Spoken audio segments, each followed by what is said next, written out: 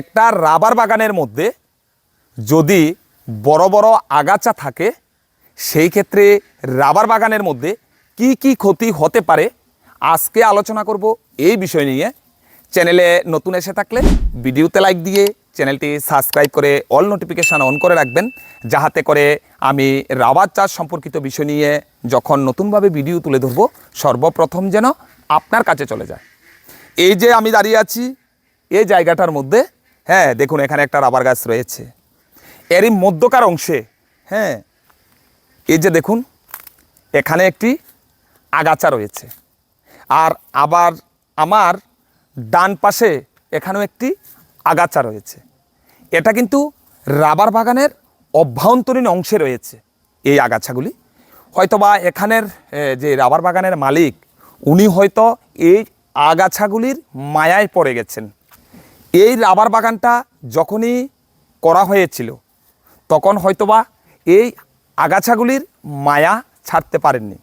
তাই এখন দেখুন এই আগাছাগুলি থেকে যাওয়ার ফলে রাবার বাগানটার মধ্যে কিংবা এই রাবার গাছগুলির কি কি ক্ষতি হয়েছে আমি এক এক করে তুলে ধরছি।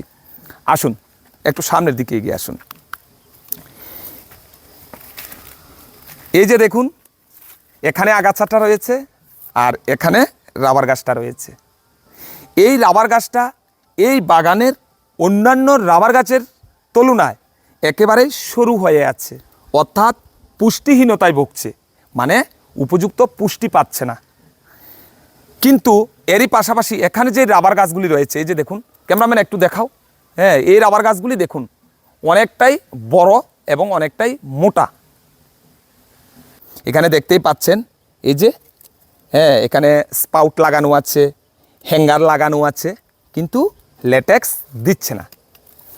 এবার হ্যাঁ এই যে চলুন সামনের দিকে এগিয়ে যাই। এই যে দেখুন এখানেও কিন্তু সেরূপ, হ্যাঁ এই রাবার গাছটা হয়তোবা কয়েক বছর টেপিং করা হয়েছে কিন্তু বর্তমানে ল্যাটেক্স দিচ্ছে না। আর এই ল্যাটেক্স না দেওয়ার পেছনে কারণ হচ্ছে এই যে আগাছাগুলি রয়েছে এই আগাছাগুলি কিন্তু হ্যাঁ এখানকার মাটির মধ্যে যেই পুষ্টি সেগুলি এই আগাছা শোষণ করে নিচ্ছে, যার ফলে এই রাবার গাছগুলি পুষ্টিহীনতায় ভুগছে। এবার দেখুন আরেকটু সামনের দিকে এগিয়ে আসুন। হ্যাঁ এই যে দেখুন এখানেও কিন্তু একটা রাবার গাছ রয়েছে, অর্থাৎ এই দুইটা আগাছার চারিপাশে 4-5টা রাবার গাছের কন্ডিশান একেবারেই খারাপ অবস্থা। হ্যাঁ এটার মধ্যে সেম ল্যাটেক্স আসছে, তবে তুলনামূলকভাবে অনেক কম। আমি বাটিটাকে দেখালে আপনারা বুঝতে পারবেন। এই যে দেখুন একেবারেই অল্প পরিমাণে ল্যাটেক্স আসছে। তো যা হোক, যেই সকল রাবার চাষিরা নতুনভাবে রাবার চাষ শুরু করেছেন তো আপনারা এই বিষয়টাকে কিন্তু ভালোভাবে নজরে রাখবেন, অর্থাৎ রাবার বাগানের অভ্যন্তরীণ অংশে কোনো প্রকার যেন আগাছা না থাকে। অর্থাৎ একটা রাবার বাগান যখনই শুরু করবেন শুরু থেকেই কিন্তু রাবার বাগানের মধ্যকার অংশে কোনো ধরনের যেন আগাছা না থাকে। মানে কি আছে না অনেকেরা যে শখের বসে একটা গাছকে আমি বাগানের মধ্যে রেখে দেব, এমন যেন না হয়। তো আশা করে বুঝতে পেরেছেন। আজ এ পর্যন্ত, এতক্ষণ সাথে থাকার জন্য সবাইকে অনেক অনেক ধন্যবাদ।